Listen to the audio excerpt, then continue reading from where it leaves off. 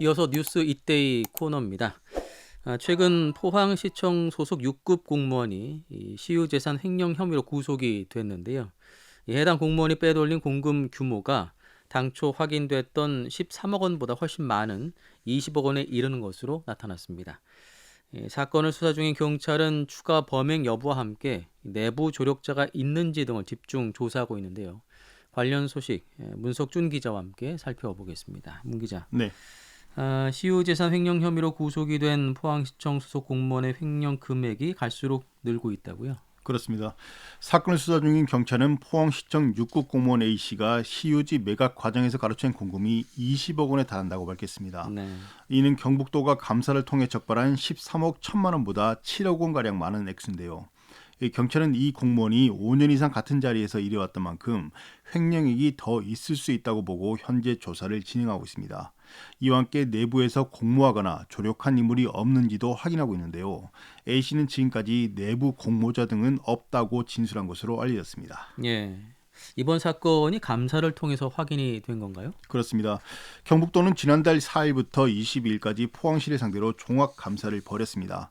이 과정에서 도는 A씨가 2021년과 지난해 포항시 소유의 땅 27건을 매각하면서 감정평가 금액보다 훨씬 적은 금액을 시에 납입해 13억 1천만 원을 가로챈 사실을 확인했는데요. 이후 지난달 15일 포항 남부경찰서에 고발장을 접수했고 이후 경찰은 고발인 조사와 피의자 조사를 벌인 뒤 지난달 26일 A씨를 구속했습니다. 네. 경찰은 확인된 혐의를 바탕으로 지난 5일 A씨를 검찰에 송치했는데요. 주변 지인이나 시청 내부 등의 공모자가 있는지 현재 추가로 수사를 진행하고 있습니다. 경북도와 포항시도 A씨 소유 부동산에 대해 가압류를 신청하는 등 후속 조치에 나선 상태입니다. 이 횡령 규모가 결코 적지가 않아요. 네. 20억 원 이상 횡령을 했는데 이렇게 횡령할 수 있는 방법이 있었을까요? 뭐 때문에 이렇게 횡령을 했는지 궁금한데요. 어떻습니까?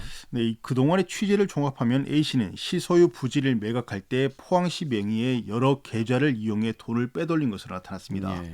A씨는 우선 매각 대금을 입금할 계좌가 적힌 고지서를 본래 금액보다 줄여서 발부했습니다. 하지만 이 고지서는 매수자에게는 가지 않았는데요. 매수자에게는 고지서에 적힌 계좌가 아닌 다른 포항시 계좌를 알려주고 실제 받아야 할 금액을 대로 돈을 받았습니다.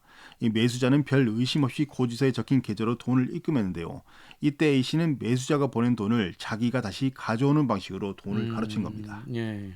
그리고 여러 가지 뭐 경비라든지 그 환급금 발생 명목으로도 차익을 챙겨왔다고 알려졌는데 어떻습니까? 그렇습니다. A씨는 시유지 매각 과정에서 포항시 내부 계좌에 입찰 금액이 입금될 경우 세수 계좌로 돈을 송금하는 과정에서 경비나 환급금 발생 등을 핑계로 차익을 챙겨왔던 것으로 드러났습니다. 네. 이뿐만 아니라 매매가 마무리되는데도 매각이 취소돼서 돈을 돌려줘야 한다고 거짓 보고하고 대금을 가로채게 되는데요. 이 과정에서 A씨는 횡령한 돈이 자신의 계좌에 바로 입금될 경우 문제가 생길 것을 우려해서 제3자의 계좌로 우선 입금한 뒤 그 돈을 다시 자신의 계좌로 입금시키는 수법으로 범행을 저질렀습니다. 두세 차례 돈을 돌리는 일종의 돈 세탁 수법을 사용한 겁니다. 아니 이렇게 그 횡령이 쉬울 정도로 포항시의 입출금 시스템이 허술했던 것인가 궁금한데요. 어떻습니까? 그렇습니다. 저희도 취재 과정에 상당히 좀 놀랐던 부분인데요. 이 행정기관은 보통 입출금을 편하게 사용할 수 있도록 이 자유 입출금 계좌를 흔히 사용하고 있습니다. 예. 만약에 문제가 생겼을 때 빨리빨리 돈을 돌려줘야 한다 이런 이유겠죠. A씨가 범행에 사용한 포항시 계좌도 각종 보상금이나 환급금 등을 잠시 넣어주는 용도로 개설돼 입출금이 용이했습니다.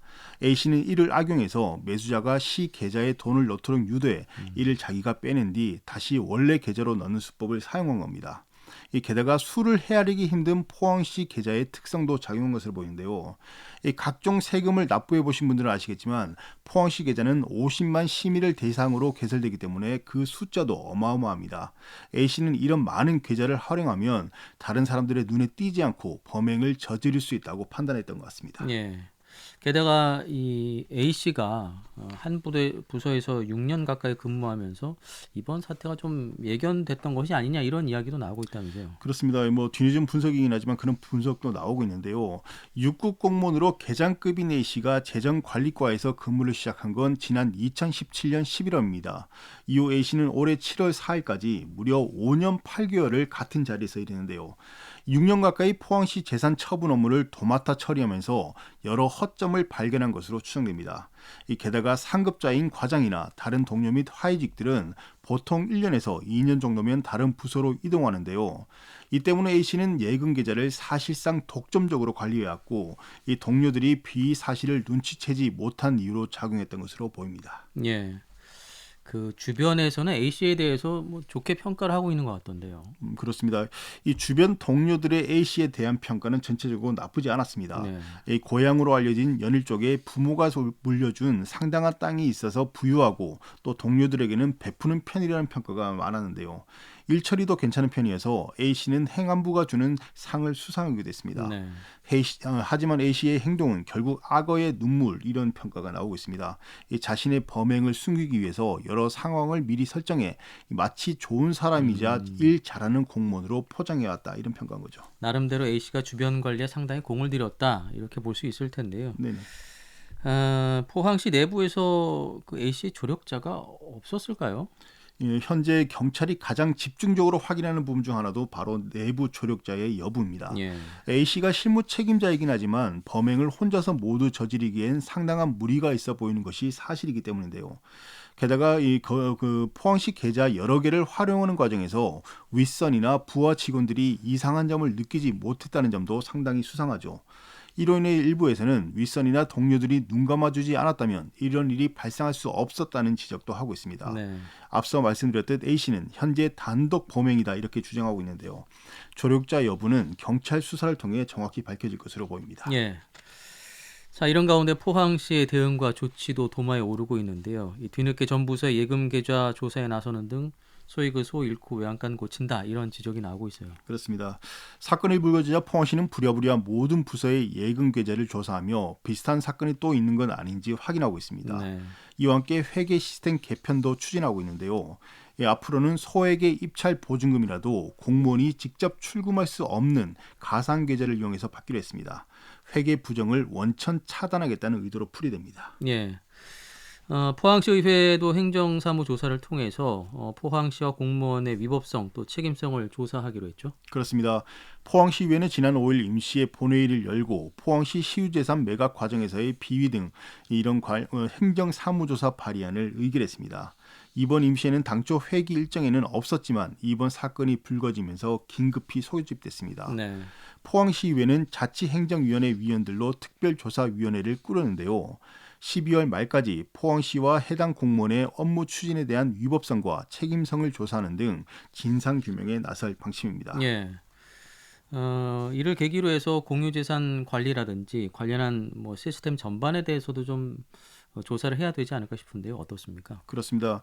포항시의회는 공유재산 관련 사무 정결 사항과 재무회계 시스템 현황, 업무 처리 프로세스, 향후 대응 방안 등 포항시 공유재산 관리 전반에 대해서도 조사를 펼칠 예정입니다. 네.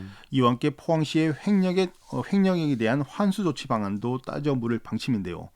이 조사안을 대표 발의한 박희정 포항시의회 자치행정위원장은 포항시의 공지상 관리 업무와 공직 복무, 업무 전반에 대한 행정사무조사를 통해 사실관계를 명확히 밝히고 유사 사례 재발 방지를 위한 체계적인 대안을 마련하겠다 이렇게 말했습니다. 또 백인규 포항시의회 의장도 강도 높은 쇄신 대책을 마련해서 포항 시민들로부터 신뢰받는 행정이 될 수 있도록 행정사무조사에 만전을 기하겠다 이렇게 약속했습니다. 예. 이런 비슷한 사건의 재발을 막기 위한 시스템을 정부 차원에서 좀 도입을 해야 되지 않을까 싶어요. 그렇습니다. 행정안전부는 지난 2012년 여수시 공무원의 80억 원 횡령 사건 이후 공금 횡령 징후를 자동으로 포착하는 전산 시스템을 도입했습니다. 네. 하지만 이번 포항시 공무원의 횡령을 적발하지는 못했는데요. 결국 공사발주나 개혁, 인허가 등을 담당하는 부서에서 활용하고 있는 입출금이 자유로운 예금 계좌가 허점으로 작용한 것으로 분석됩니다. 이에 따라서 행정안전부가 직접 나서서 자치단체의 재정관리 시스템을 살펴봐야 한다는 지적이 나오고 있습니다. 예.